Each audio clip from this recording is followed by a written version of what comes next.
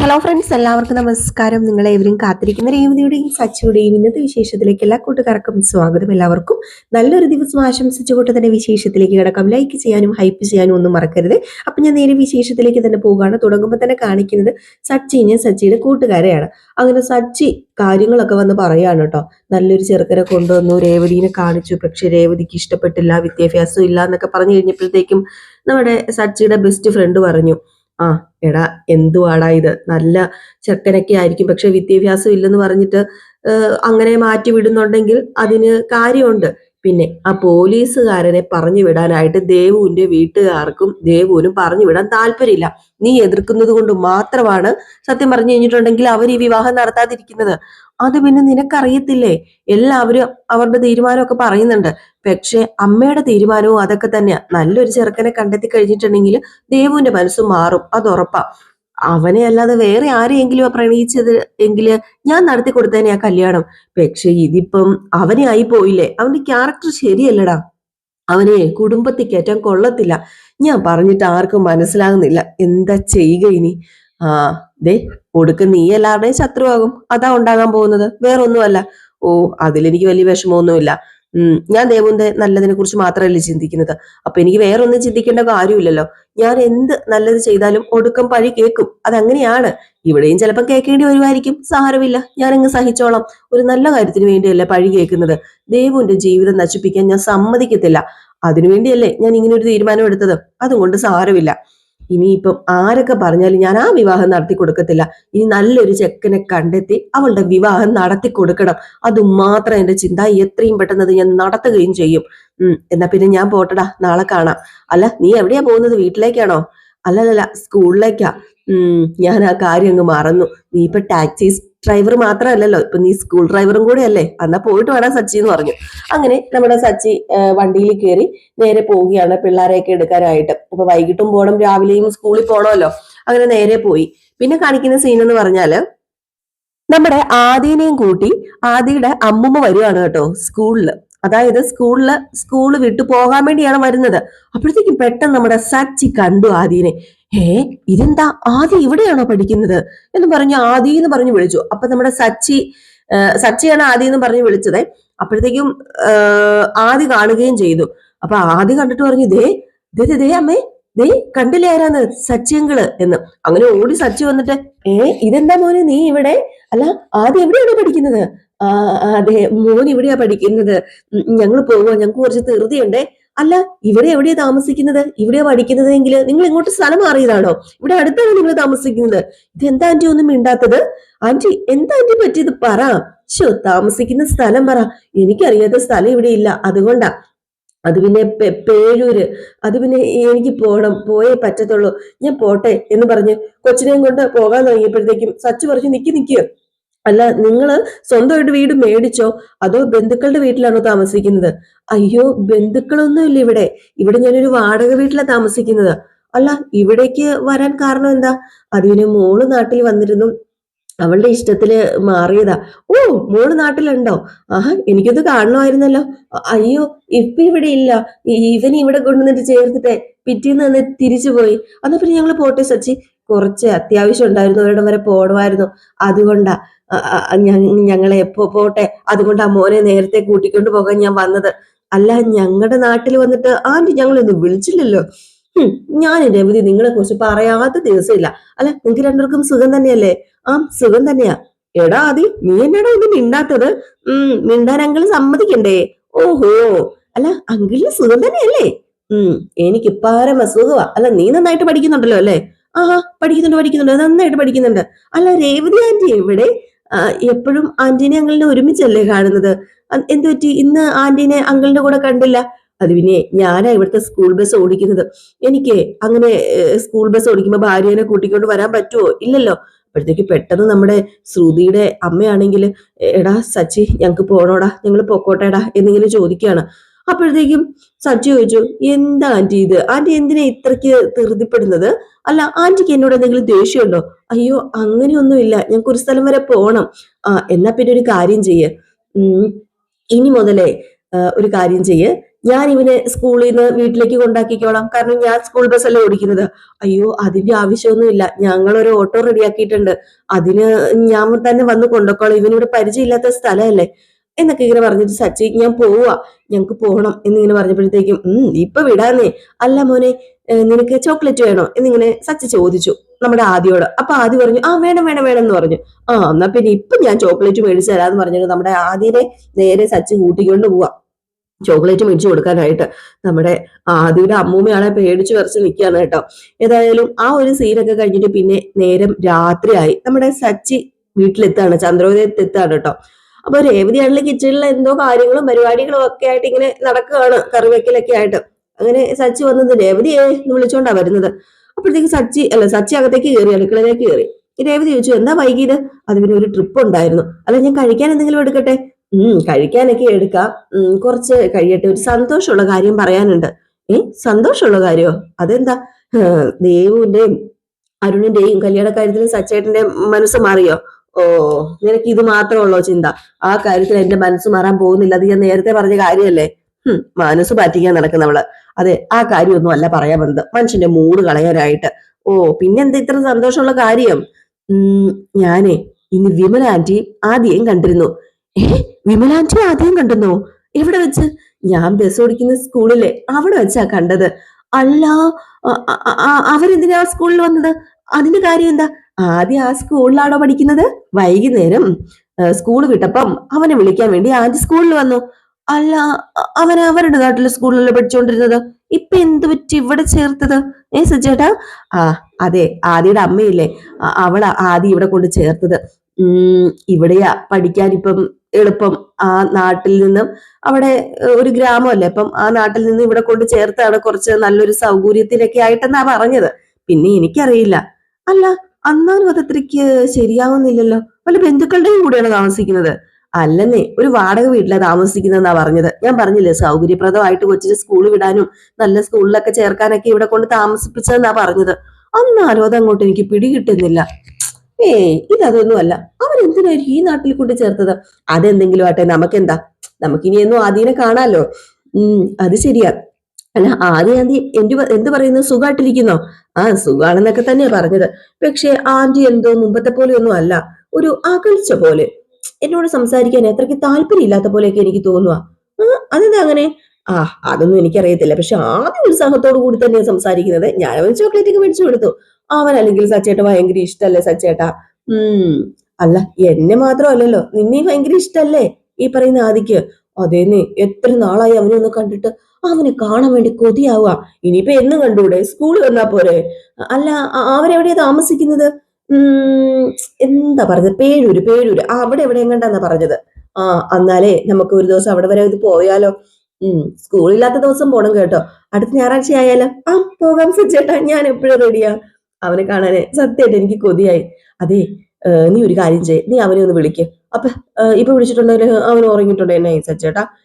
ഉറങ്ങാൻ സമയമൊന്നും ആയിട്ടൊന്നുമില്ല. പണ്ടത്തെ കുട്ടികളെ പോലെയല്ല ഇപ്പോഴത്തെ കുട്ടികൾ ഉറങ്ങാനൊക്കെ താമസിക്കും. നേരെ നീ വിളിക്കാൻ പറഞ്ഞു. അങ്ങനെ നമ്മുടെ രേവതി ഫോൺ എടുത്ത് വിളിച്ചു കേട്ടോ. അങ്ങനെ ഫോൺ എടുത്ത് നോക്കിയപ്പോഴത്തേക്ക് മുത്തശ്ശിയാ ഫോൺ എടുത്ത് നോക്കുന്നു. മുത്തശ്ശി, അതായത് നമ്മുടെ ആദിയുടെ മുത്തശ്ശി ഫോൺ എടുത്ത് നോക്കിയപ്പോ രേവതി. അപ്പൊ ശ്രുതി വന്നിട്ട് ആരാ? അതെ, രേവതിയാണെന്നാ തോന്നുന്നത്. രേവതിയോ? അമ്മ ഫോണൊന്നും എടുക്കണ്ട കേട്ടോ. അപ്പൊ നമ്മുടെ രേവതി പറഞ്ഞു സച്ചോട്, ഫോൺ എടുക്കുന്നില്ല സച്ചേട്ടാ.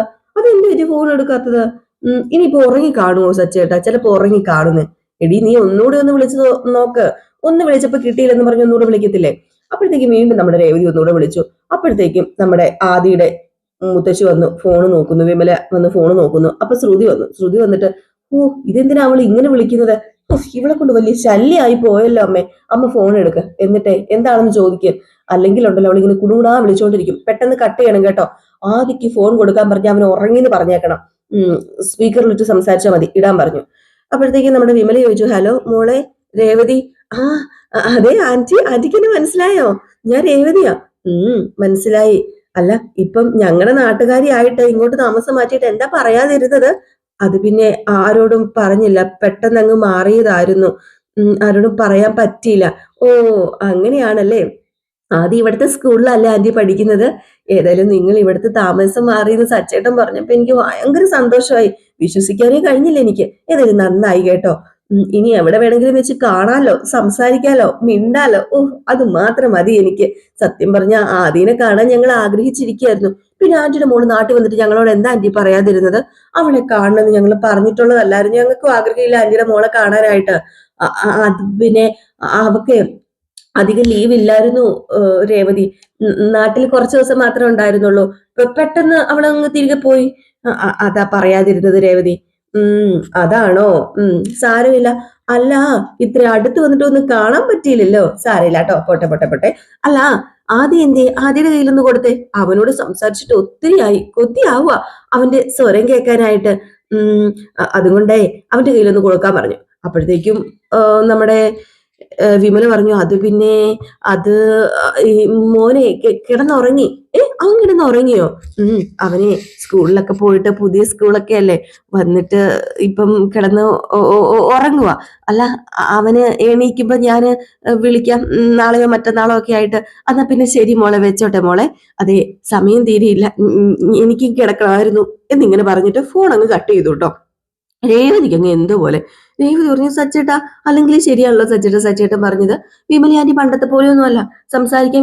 വിമലയാന്റിക്ക് ഭയങ്കര ബുദ്ധിമുട്ടുണ്ട്. എന്തോ പ്രശ്നമുണ്ട് സച്ചേട്ടാ, നമ്മളോട് എന്തോ വെറുപ്പ് പോലെയൊക്കെ എനിക്ക് തോന്നുന്നു, സംസാരിക്കാൻ ഇഷ്ടമില്ലാത്തവരോട് സംസാരിക്കുന്ന പോലെയൊക്കെ എന്ന് പറഞ്ഞപ്പോ ഇത് തന്നെ ഞാനും നിന്നോട് പറഞ്ഞത്. എന്തോ ആന്റിക്ക് എന്തോ പ്രശ്നമുണ്ടെന്നാണ് എനിക്കും തോന്നുന്നത്. അപ്പൊ നമ്മുടെ സച്ചി പറഞ്ഞു, നീ ഒരു കാര്യം ചെയ്യ, നാളെ സ്കൂളിലേക്കോ, അപ്പൊ രണ്ടുപേരെയും കാണാം. നോക്കട്ടെ, ഞാൻ നാളെ എനിക്ക് കുറച്ച് ഓർഡർ ഉണ്ടായിരുന്നു.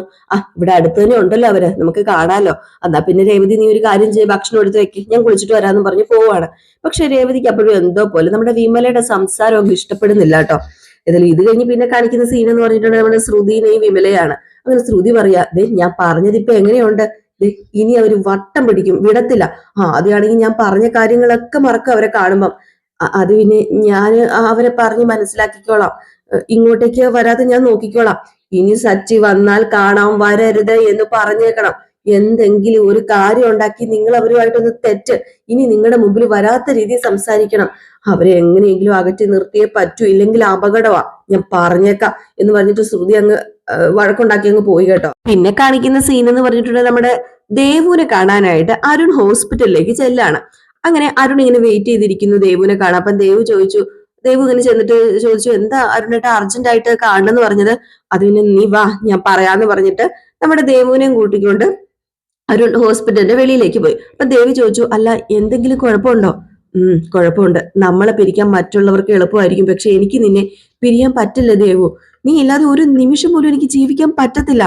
ഇതൊക്കെ എനിക്ക് അറിയാവുന്നതല്ലേ, എന്തിനിപ്പൊ ഇങ്ങനെയൊക്കെ പറയുന്നത് അരുണേട്ടാ? എനിക്കും അങ്ങനെയൊക്കെ തന്നെയല്ലേ. ഇപ്പൊ അരുണേട്ടൻ തന്നെയാ എന്റെ എല്ലാം. എന്റെ അമ്മയ്ക്ക് നിന്നെ അത്രയ്ക്ക് ഇഷ്ടമാണെന്ന് അറിയാലോ. നിനക്ക് വേണ്ടി ഒരുപാട് വട്ടം നിന്റെ വീട്ടിൽ വന്ന് കെഞ്ചി തല താഴ്ത്തി ചോദിച്ചിട്ടുണ്ട് നിന്നെ തരാമോന്ന്. പക്ഷെ നിന്റെ അമ്മ സച്ചേട്ടന്റെ തീരുമാനത്തിനൊപ്പം തന്നെ നിന്നു ഇല്ലേ? അപ്പൊ എന്റെ അമ്മയ്ക്കും വാശി കാണത്തില്ലേ? എന്റെ അമ്മയ്ക്ക് ഇപ്പം അടങ്ങാത്ത വാശി തന്നെയാ. അമ്മ എനിക്ക് വേണ്ടി വേറെ പെണ്ണന്വേഷിക്കുന്നുണ്ട്. അതെനിക്കറിയാം, അതെനിക്ക് മനസ്സിലായി. നിന്റെ സച്ചേട്ടൻ നിനക്ക് വേണ്ടി ചെക്കനെ അന്വേഷിക്കുകയാണല്ലോ. ഓരോ ദിവസം കഴിയും തോറും നമുക്ക് ഒരുമിക്കാൻ കഴിയില്ല എന്നുള്ളൊരു ഭയം ഉണ്ടല്ലോ, അതെന്നെ അലട്ടിക്കൊണ്ടിരിക്കുക ദേവു. നമ്മുടെ സ്നേഹം ഒരിക്കലും തെറ്റല്ല, പക്ഷെ അത് മനസ്സിലാക്കാൻ ചിലർക്കൊന്നും കഴിയുന്നില്ലല്ലോ. സച്ചേട്ടൻ മാത്ര അരുണേട്ട എതിർക്കുന്നത്, വേറെ ആരും ഇതിനെ എതിർക്കുന്നില്ല. അപ്പൊ നിന്റെ അമ്മ സച്ചേട്ടൻ സമ്മതിക്കാഞ്ഞിട്ട് തന്നെയാ. അമ്മയ്ക്ക് കല്യാണത്തിനോട് എതിർപ്പൊന്നുമില്ല. സച്ചേട്ടനെ പിണക്കണ്ട എന്ന് കരുതിയിട്ടാ ഏട്ടന്റെ തീരുമാനത്തോടൊപ്പം നിൽക്കുന്നത്. നിന്റെ സച്ചേട്ടൻ സമ്മതിക്കുന്ന പ്രതീക്ഷയിൽ എത്ര നാൾ ഇങ്ങനെ മുന്നോട്ടേക്ക് പോകും? അദ്ദേഹം ഒരിക്കലും സമ്മതിച്ചില്ലേ എന്ത് ചെയ്യും?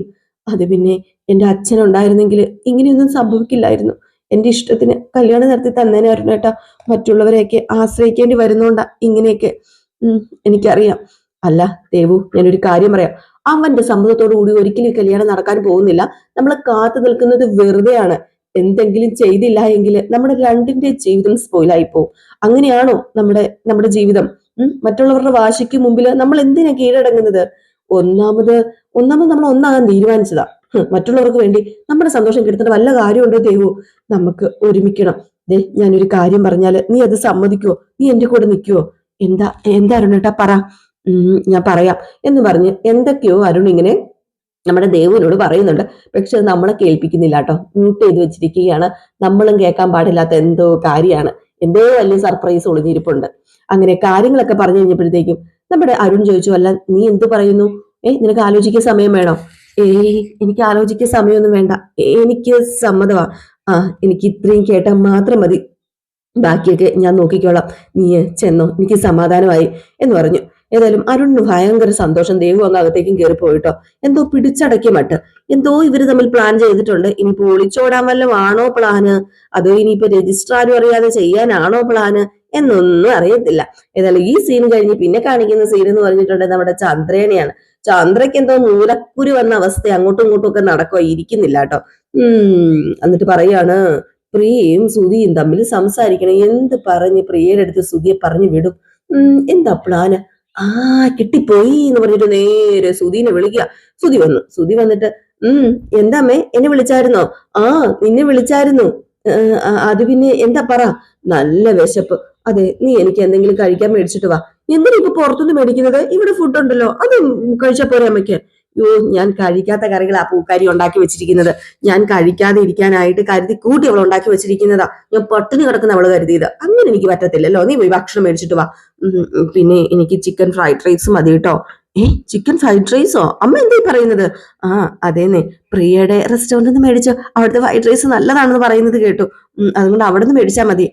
എന്തിനാ അമ്മ ഫുഡ് മേടിക്കാനൊക്കെ പോകുന്നത്? ഓർഡർ ചെയ്താൽ അവരിവിടെ കൊണ്ട് ഡെലിവറി ചെയ്യത്തില്ലേ? ഞാൻ ഇപ്പൊ ഓർഡർ ചെയ്യാം. എനിക്ക് വേണ്ട, എനിക്ക് ഡെലിവറി ചെയ്ത ഫുഡ് വേണ്ട, എനിക്ക് ഇപ്പൊ തന്നെ കിട്ടണം. അയ്യോ, ഇപ്പൊ തന്നെ കിട്ടണേ ഓൺലൈൻ ആയിട്ട് ചെയ്താൽ മതി, അതല്ലേ പറഞ്ഞത് ഞാൻ ഓർഡർ ചെയ്യാന്ന്. പിന്നെ ഉച്ചയ്ക്ക് കഴിക്കാനുള്ള ഭക്ഷണം ഓർഡർ ചെയ്തിട്ട് കഴിഞ്ഞ ദിവസം കിട്ടിയത് വൈകുന്നേരമാ. നീ ഒന്ന് ചെന്നേ പെട്ടെന്ന്. എന്തിനാ അമ്മ ഒരു ഫ്രൈഡ് റൈസ് മേടിക്കാൻ വേണ്ടി ഇത്രയും ദൂരം പോകുന്നത്? ഇവിടെ അടുത്ത റെസ്റ്റോറന്റ് ഉണ്ടല്ലോ, അവിടെ നിന്ന് മേടിച്ചാ പോരെ? അയ്യേ, അവിടുത്തെ രുചി വേറെ എവിടെയും കിട്ടത്തില്ല. എന്നാ നല്ല ടേസ്റ്റാന്നറിയാമോ? നീ പോയി മേടിച്ചിട്ട് വാ പ്ലീസ്, ഞാൻ കാല് പിടിക്കാം. എന്നാ പിന്നെ ഞാൻ പോയി മേടിച്ചിട്ട് വരാം. എന്നാ പിന്നെ ഫ്രൈഡ് റൈസ് മേടിക്കാൻ ക്യാഷ് ഇതാ. സ്വന്തം അമ്മയ്ക്ക് ഒരു ഫ്രൈഡ് റൈസ് പോലും മേടിച്ചു തരാനുള്ള ക്യാഷ് ഈ മുതലാളിയുടെ കയ്യിൽ ഇല്ലെന്ന് പറഞ്ഞ കഷ്ടട്ടോ. അത് പിന്നെ എന്റെ ചേഞ്ച് ഇല്ല. നീ മേടിക്ക, ഞാൻ പിന്നെ ക്യാഷ് തന്നോളാം. കുറെ തരും എന്ന്. ഏതായാലും ഇപ്പൊ സുധി അങ്ങ് പോകാൻ തുടങ്ങിയപ്പോഴത്തേക്കും, അതെ നീ അവിടെ നിന്നേടാ എന്ന് പറഞ്ഞ് ചന്ദ്രൻ വിളിച്ചു. എന്നിട്ട് പറഞ്ഞു, നിന്റെ മുടിയൊക്കെ പാറി പറന്ന് കിടക്കല്ലേ, ഒന്ന് തലമുടിയൊക്കെ ഒതുക്കി വെക്ക്. അതെ, ഞാനേ ഫ്രൈഡ് റൈസ് മേടിക്കാനല്ലേ പോകുന്നത്, കല്യാണം കഴിക്കാനല്ലല്ലോ പോകുന്നത്. എന്തുവാ ഇത്? നാണമില്ലടാ നിനക്ക്? നീ ഒരു ബിസിനസ്കാരനല്ലേ? പിന്നെ പ്രിയോട് എന്റെ അന്വേഷണം പറയണേ, നീ പ്രിയോട് സംസാരിക്കണേ, അല്ലെങ്കിൽ അവള് എന്തെങ്കിലും കരുതും, അതുകൊണ്ടാണേ. എന്നാ പിന്നെ ഞാൻ പോയിട്ട് വരാമേ എന്നും പറഞ്ഞിട്ട് നമ്മുടെ സുധി അവിടെ നിന്ന് ഇറങ്ങി. അപ്പോഴാണ് ചന്ദ്രയ്ക്ക് ഒരു ആശ്വാസമായത്. ഇത് ഞാൻ നോക്കിക്കോ, രണ്ടുപേരെയും ഞാൻ ഒന്നിപ്പിക്കും എന്ന് പറഞ്ഞ് അവിടെ നിപ്പുണ്ട്. ഇതൊക്കെ കഴിഞ്ഞ് പിന്നെ കാണിക്കുന്ന സീൻ എന്ന് പറഞ്ഞാല് ശ്രീകാന്തും വർഷയും കൂടെ കയറി വരിക. ശ്രീകാന്തും വർഷയും കൂടെ കയറി വന്നപ്പോഴത്തേക്കും നമ്മുടെ ചന്ദ്ര ചോദിച്ചു, അല്ല നിങ്ങൾ ഇത് എവിടെ പോയതാ? അത് പിന്നെ റെസ്റ്റോറന്റ് തുടങ്ങാൻ ഒരു സ്ഥലം നോക്കണമായിരുന്നു, അങ്ങോട്ടേക്ക് പോയതാ. അപ്പൊ എന്താ എന്നോട് പറയാതിരുന്നത്? അത് പിന്നെ ഞങ്ങള് പോയപ്പം ആന്റി ഇവിടെ ഇല്ലായിരുന്നു. അപ്പോഴത്തേക്കും രവീന്ദ്രൻ വന്നിട്ട്, അല്ല നിങ്ങൾ പോയ സ്ഥലം എങ്ങനെയുണ്ട് എന്ന് ചോദിച്ചപ്പോഴത്തേക്കും 2 സ്ഥലം നോക്കി, 2ഉം കുഴപ്പമില്ല, അതിലൊന്ന് കൊള്ളാം. അപ്പോഴത്തേക്ക് നമ്മുടെ ശ്രീകാന്ത് പറഞ്ഞു, ഇല്ലില്ല, അത് 2ഉം കൊള്ളത്തില്ല. അത് പിന്നെ ശ്രീകാന്ത് വെറുതെ പറയുന്നതാ. പിന്നെ ഞാൻ വെറുതെ പറയുന്നില്ല, കിച്ചണിൽ സ്പേസ് ഇല്ല, അത്രയും സ്പേസ് മതി. കിച്ചണില് ഫുഡ് ഉണ്ടാക്കാനല്ലേ, ഫുട്ബോള് കളിക്കാനല്ലല്ലോ. കളി കളി കളി നിനക്ക് കളി മാത്രം കളിക്കാനല്ലേ അറിയത്തുള്ളൂ, നിനക്ക് ഫുഡ് ഉണ്ടാക്കാൻ പോലും അറിയത്തില്ലല്ലോ. എനിക്ക് ആവശ്യത്തിനുള്ള അറിവൊക്കെ ഉണ്ട്, അതൊക്കെ മതി. ഞാന് ആ സ്പേസ് മേടിക്കാൻ പോവാ, ഞാൻ അതിന് അഡ്വാൻസും കൊടുക്കാൻ പോവാ എന്ന് പറഞ്ഞിട്ട് വർഷം ദേഷ്യം വന്ന് അകത്ത് കയറി പോയി കേട്ടോ. രവീന്ദ്രൻ ഇതൊക്കെ നിന്നിട്ട് ഇങ്ങനെ അങ്ങോട്ടും ഇങ്ങോട്ടും നോക്കിക്കൊണ്ടൊക്കെ ഇരിക്കുവാണ്. അപ്പൊ നമ്മുടെ ശ്രീകാന്ത് പറഞ്ഞു, ഇവളോടൊന്നും പറഞ്ഞിട്ട് ഒരു കാര്യമില്ല അച്ഛാ, ഇവളെന്ത് വാശിക്ക് എടുത്ത് ചാടി ചെയ്യുന്നതെന്ന് പറഞ്ഞിട്ട് ശ്രീകാന്തും അകത്ത് കയറി പോയി കേട്ടോ. അപ്പോഴത്തേക്ക് നമ്മുടെ രവീന്ദ്രൻ പറഞ്ഞു, ഇവര് രണ്ടുപേരും മിക്കവാറും റെസ്റ്റോറന്റ് തുടങ്ങുന്നൊന്നും എനിക്ക് തോന്നുന്നില്ല എന്ന് പറഞ്ഞപ്പോഴത്തേക്കും ചന്ദ്രൻ പറഞ്ഞു, ഇവര് തമ്മിൽ അടികൂടുന്നത് നല്ലതാ, മിക്കവാറും 1 രൂപ പോലും ചെലവാക്കാതെ എന്റെ മോന് മുതലാളിയാകാൻ പറ്റും, അതല്ലേ നല്ലത്. മിക്കവാറും വാശിക്ക് വർഷം ഉടനെ തന്നെ റെസ്റ്റോറന്റ് തുടങ്ങുന്നു. നിന്നെ സമ്മതിച്ച് തന്നിരിക്കുന്നു ചന്ദ്രേ എന്ന് പറഞ്ഞിട്ട് ഏതായാലും നമ്മുടെ രവീന്ദ്രൻ അങ്ങ് പോയി. ഈ സമയത്ത് ചന്ദ്ര മനസ്സിൽ വിചാരിക്കുക, ശ്രുതി പ്രിയനെ കെട്ടിക്കഴിഞ്ഞിട്ടുണ്ടെങ്കിൽ അവനും ഹോട്ടൽ ഫീൽഡിലേക്ക് ഇറങ്ങും. എന്റെ 2 മക്കളും കോടീശ്വരന്മാരാകും. പൂക്കാരി അവിടെ തന്നെ ഇരിക്കും, അവിടെ നിന്ന് എണീക്കാൻ പറ്റത്തില്ല പൂക്കാരിക്ക്. അതാ എനിക്ക് വേണ്ടത് എന്ന് പറഞ്ഞ് ഇങ്ങനെ മനസ്സിലൊക്കെ വിചാരിച്ചുകൊണ്ട് നിൽക്കാം. ഈ സമയം പിന്നെ കാണിക്കുന്ന സീൻ എന്ന് പറഞ്ഞു കഴിഞ്ഞിട്ടുണ്ടെങ്കിൽ നമ്മുടെ രേവതിനെയാണ്. അപ്പൊ രേവതി വണ്ടി ഓടിച്ചുകൊണ്ട് വരുമ്പോൾ രേവതിയുടെ ഫോൺ ബെല്ലടിക്കുക. അപ്പൊ രേവതി പെട്ടെന്ന് വണ്ടി നിർത്തിയിട്ട് ആ സഞ്ചിക്കകത്തുനിന്ന് ഫോൺ എടുത്തു. ഇതാരാ വിളിക്കുന്നത്? ദേവു അല്ലേ വിളിക്കുന്നത് എന്ന് പറഞ്ഞ് ഫോൺ എടുത്തിട്ട് ഹലോ മോളെ ദേവു എന്താ? അതെ ചേച്ചി, അരുണേട്ടൻ ചേച്ചിനെ ഒന്ന് കാണണമെന്ന് പറഞ്ഞു കേട്ടോ. എന്നെ കാണുന്നോ? എന്തിന്? നിന്നെ ചേച്ചിനെ കാണുന്നാ പറഞ്ഞത്. എന്തോ കാര്യമായിട്ട് സംസാരിക്കാനാ. ഞാനും ഉണ്ടാകും. ഞാൻ ചേച്ചിക്ക് ലൊക്കേഷൻ അയക്കാം. ഒന്ന് പെട്ടെന്ന് വരാമോ? പെട്ടെന്ന് വരാനോ എന്ന് പറഞ്ഞിട്ട് ഇങ്ങനെ നിൽക്കുകയാണ് കേട്ടോ. അപ്പൊ ഈ ഒരു സീൻ കാണിച്ചിട്ടാണ് ഇന്നത്തെ വിശേഷം അവസാനിക്കുന്നത്. എന്ത് കാര്യം പറയാനായിരിക്കും എന്തോ എന്റെ ദൈവമേ, രേവതിക്ക് വല്ല ഗുരുക്കുവാണോ എന്ന് നമുക്ക് കാത്തിരുന്ന് തന്നെ കാണാം. അപ്പൊ എല്ലാവരും കാത്തിരിക്കുക. അടുത്ത വിശേഷത്തിനായിട്ട് വരുന്നവരെല്ലാവർക്കും ടാറ്റ ബൈ ബൈ. ലൈക്ക് ചെയ്യാനും ഹൈപ്പ് ചെയ്യാനും ഒന്നും മറക്കല്ലേ.